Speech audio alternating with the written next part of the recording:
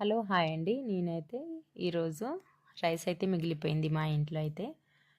పిల్లలైతే తినకపోతే రైస్ అయితే మిగిలిపోయింది. ఆ రైస్ అయితే వేస్ట్ కాకుండా నేనైతే డిఫరెంట్గా ఇలా రైస్ అయితే చేసుకున్నానండి. మరి ఎలా చేసుకోవాలనో చూసేద్దాం. ముందుగా స్టవ్ మీద కడాయి పెట్టేసుకొని అందులోకి తగినంత ఆయిల్ వేసుకోవాలండి. రైస్ని బట్టి వేసుకోవచ్చు. ఇప్పుడు అందులోకి జీలకర్ర వేసుకోవాలి, ఒక 2 స్పూన్ వరకు. అందులోకి పుదీనా వేసుకుంటున్నాను, కలేమాకు, సన్న కట్ చేసి పెట్టేసుకున్న పచ్చిమిరపకాయలు,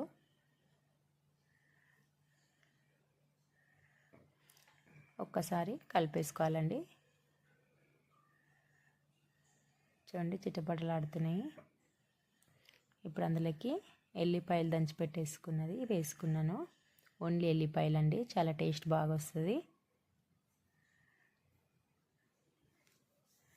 ఇప్పుడు ఇందులోకి రుచికి తగ్గినంత సాల్ట్ అయితే వేసుకోవాలి. ఇంకొకసారి బాగా కలిపేసుకోవాలండి.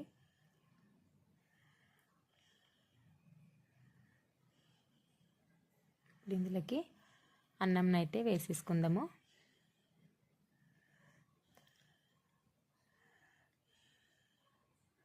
కలిపేసుకుందామండి ఒకసారి.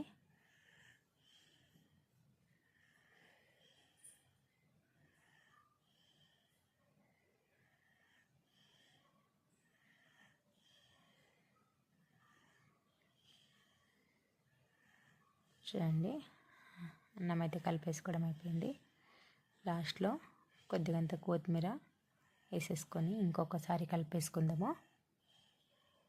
ఒక 2 నిమిషాల పాటు ఫ్రై చేసేసుకొని తీసేసుకుందాం. అంతేనండి, ఎంతో రుచికరమైన డిఫరెంట్గా జీరా రైస్ అయితే రెడీ. మీకు కనుక ఈ వీడియో నచ్చినట్లయితే ప్లీజ్ మా ఛానల్ని సబ్స్క్రైబ్ చేసుకోండి. నచ్చితే కనుక లైక్ చేయండి, షేర్ చేయండి. అంచుకి పప్పు వేసుకొని తింటే అయితే చాలా అంటే చాలా బాగుంటుందండి రైస్కి అయితే.